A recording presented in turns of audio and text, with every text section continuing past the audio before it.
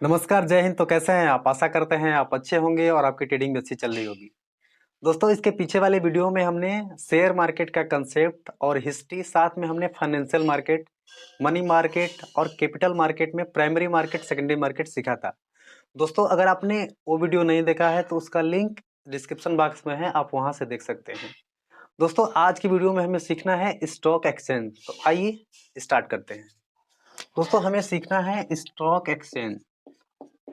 Stock exchange. दोस्तों, stock exchange क्या होता है, आज इसके बारे में बात करेंगे।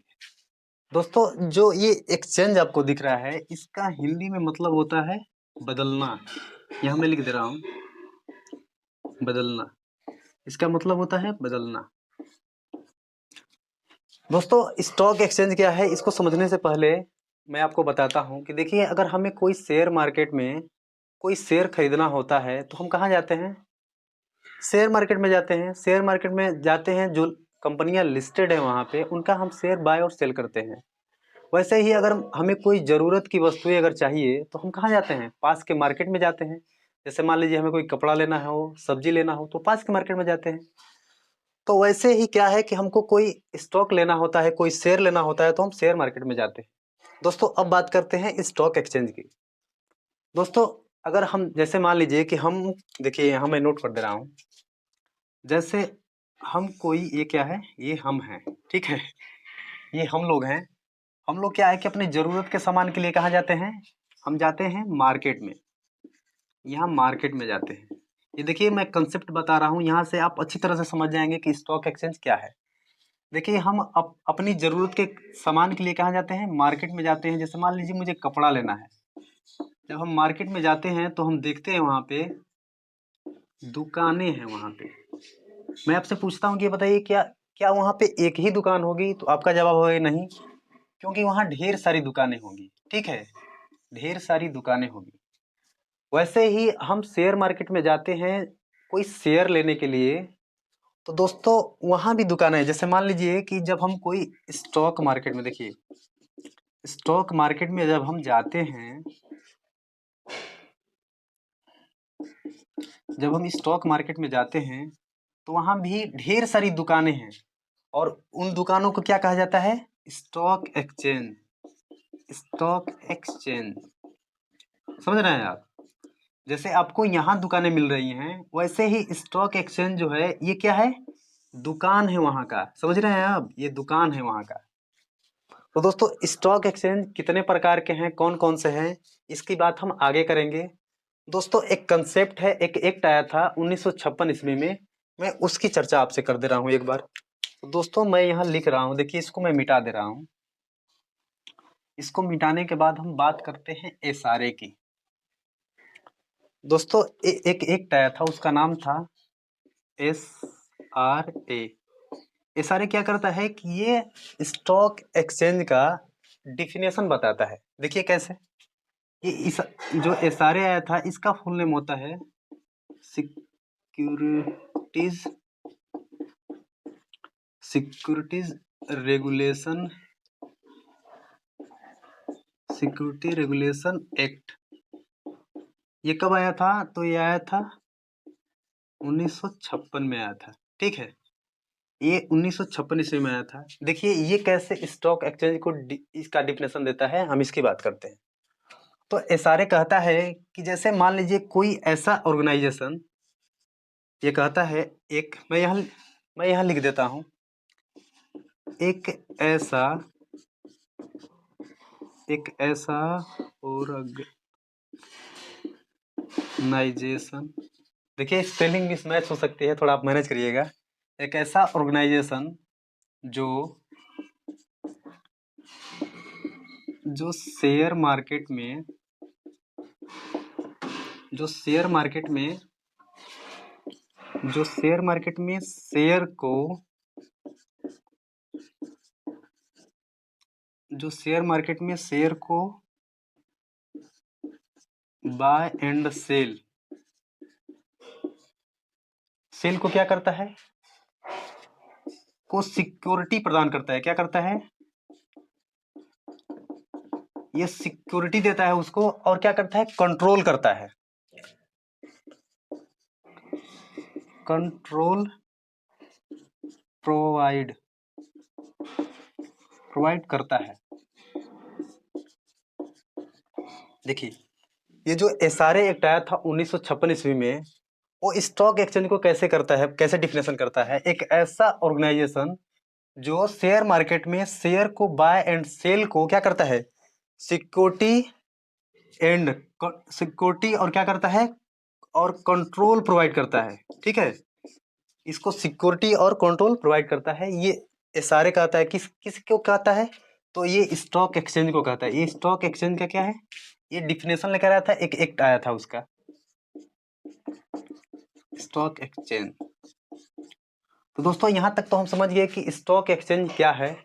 अब हम समझते हैं कि स्टॉक एक्सचेंज कितने होते हैं, कौन कौन से होते हैं। तो आइए हम उसकी बातें करते हैं। स्टॉक एक्सचेंज के प्रकार और टाइप इसके देखते हैं। तो दोस्तों देखिए ये कितने प्रकार के होते हैं स्टॉक एक्सचेंज। दोस्तों स्टॉक एक्सचेंज के टाइप की बात करें तो टाइप तो इसके ज़्यादा हैं, ठीक है, टाइप ज़्यादा हैं, बट अगर मेजर माने जाएं तो दो ही ऐसे एक्सचेंज हैं जो मतलब पॉपुलर हैं। देखिए एक की बात मैं करता हूँ, देखिए दो हैं, एक को बोलते हैं BSE और एक को बोलते हैं NSE। ये होता है बॉम्बे स्टॉक एक्सचेंज और ये होता है नेशनल स्टॉक एक्सचेंज। दोस्तों ये देखिए दो जो एक्सचेंज है BSE और NSE। अब आइए अब दोनों के बारे में बात करते हैं, BSE के बारे में और NSE के बारे में। तो पहले हम बात करते हैं BSE के बारे में। थोड़ा सा टाइम दीजिएगा, मिटा लूँ मैं इसको। अब बात करते हैं हम किसके, BSE के बारे में। दोस्तों ये जो BSE है, बॉम्बे स्टॉक एक्सचेंज है, इसके बारे में बात करते हैं। तो देखिए BSE भारत ही नहीं बल्कि एशिया का सबसे पहला क्या है, स्टॉक एक्सचेंज है।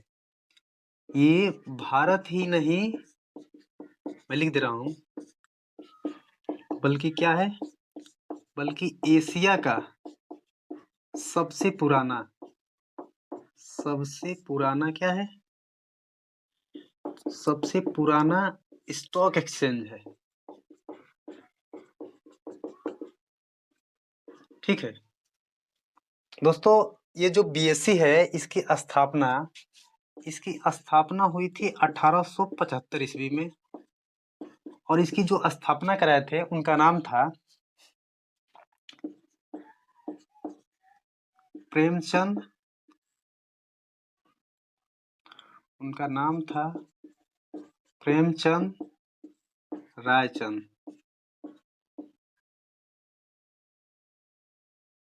उनका नाम था प्रेमचंद रायचंद। ये क्या थे, ये कॉटन के व्यापारी थे। ये क्या थे, कॉटन के व्यापारी थे, कॉटन के व्यापारी थे। ठीक है दोस्तों, BSE क्या है कि मैं बताता हूँ। यहाँ पे देखिए जो BSE है, BSE में लगभग 5000 कंपनियां लिस्टेड हैं। कितने हैं, 5000 कंपनियां क्या है, लिस्टेड है यहाँ। BSE के अंदर 5000 कंपनियां लिस्टेड हैं। और BSE में एक और बात है, BSE क्या है कि BSE को भारत सरकार ने पहली बार मान्यता दिया था। BSE को भारत सरकार ने पहली बार इसको मान्यता दिया था, यानी प्रमाणित किया था। ये पहला है, ठीक है, एक स्टॉक एक्सचेंज, ये BSE जो है ये पहला है जिसको भारत सरकार ने परमिशन दिया था। तो दोस्तों ये हो गया BSE। अब आइए देखते हैं NSE के बारे में। दोस्तों अब देखते हैं NSE के बारे में। दोस्तों NSE के बारे में देखते हैं, इसकी स्थापना कब हुई थी। दोस्तों इसकी स्थापना हुई थी 1992 में। ठीक है, 1992 ईस्वी में हुई थी। और दोस्तों जो एनएससी है, एनएससी में लगभग कितने 3000 कंपनियां क्या हैं, लिस्टेड हैं। 3000 कंपनियां लिस्टेड है। 3000 कंपनी क्या है, लिस्टेड है। दोस्तों बीएससी एनएससी देखने के बाद आपके मन में एक सवाल आता होगा कि ये बताइए कोई कंपनी ये एनएससी और बीएससी क्या दोनों पे लिस्टेड होती हैं?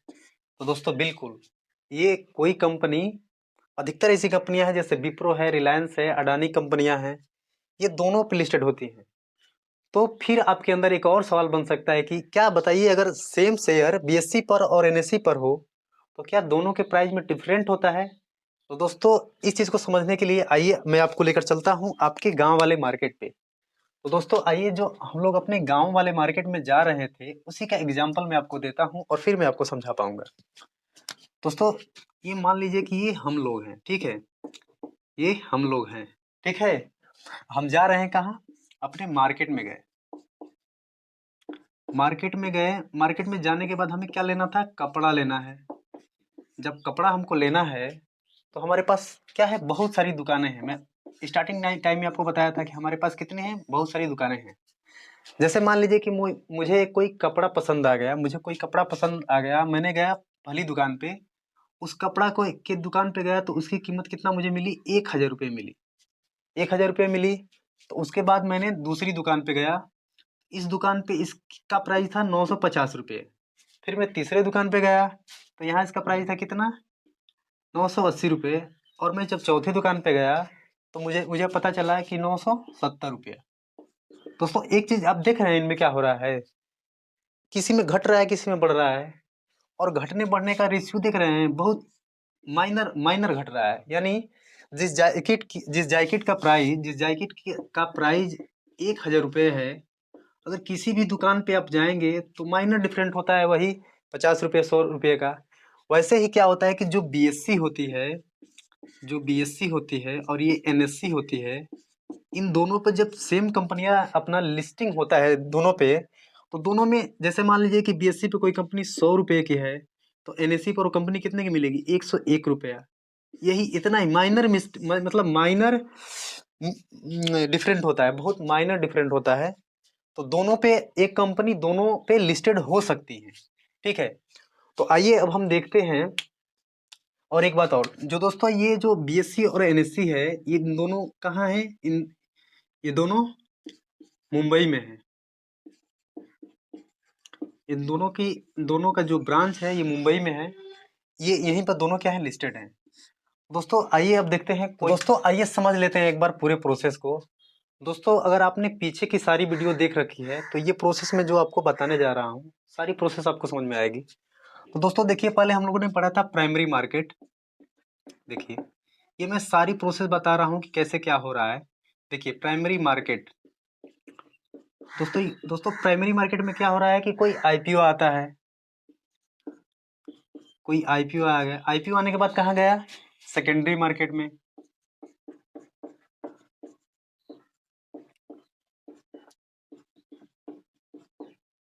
सेकेंडरी मार्केट, और सेकेंडरी मार्केट क्या है, सेकेंडरी मार्केट में ही क्या है आपका, स्टॉक एक्सचेंज। देखिए ये स्टॉक एक्सचेंज,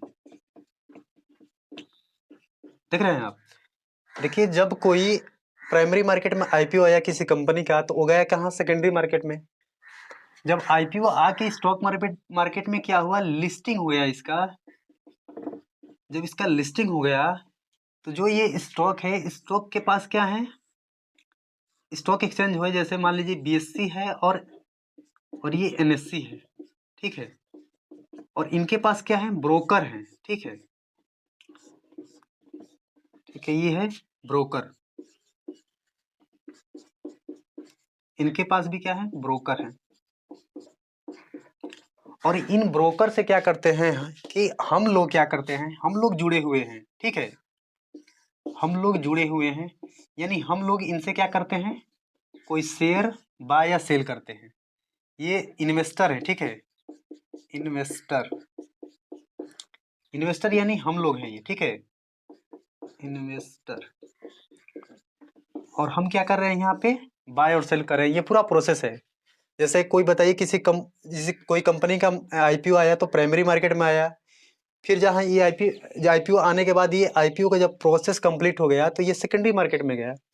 जब सेकेंडरी मार्केट में गया तो यहाँ स्टॉक एक्सचेंज पे लिस्टिंग हो गया उस चीज का, उस शेयर का प्राइस, एक प्राइस उसका मतलब फिक्स हो गया कि इसका प्राइस मतलब इतना होगा। उसके बाद से वो सप्लाई एंड डिमांड के आधार पर वो घटता बढ़ता रहता है, वो आगे हम पढ़ेंगे। तो इसके पास से बीएससी और एनएससी, और बीएससी एनएससी पे क्या है, ब्रोकर है। ब्रोकर जिसको हम कहते हैं जो डीमेट अकाउंट हम यूज करते हैं, ये जो डीमेट अकाउंट यूज करते हैं, जैसे हम जीरोधा यूज करते हैं, ग्रो यूज करते हैं, एंजल वन यूज करते हैं, तो हम ब्रोकर यूज करते हैं। और ब्रोकर के नीचे क्या है, हम लोग होते हैं इन्वेस्टर, जहां हम बाय सेल ट्रेडिंग करते हैं। तो दोस्तों ये सारा प्रोसेस था, इस प्रोसेस को आप अच्छे से समझ लीजिए, ठीक है। यही टोटल प्रोसेस है दोस्तों। इस वीडियो के बारे में अगर कोई आपके पास सुझाव हो या पीछे वाली वीडियो में कोई सुझाव आप देना चाहते हैं तो कमेंट में बताइए हमें कि इसमें हम और क्या सुधार कर सकते हैं, वो हमें बताइए, हम आगे उसको सुधार करेंगे। दोस्तों ये वीडियो आपको कैसा लगा, और आगे हम मुझे वीडियो बनाने के लिए थोड़ा हमें मोटिवेट करिए। आप सभी का कमेंट मुझे बहुत अच्छा लगता है, तो आप अपना कमेंट यूं ही करते रहें और इस वीडियो को लाइक करें। धन्यवाद।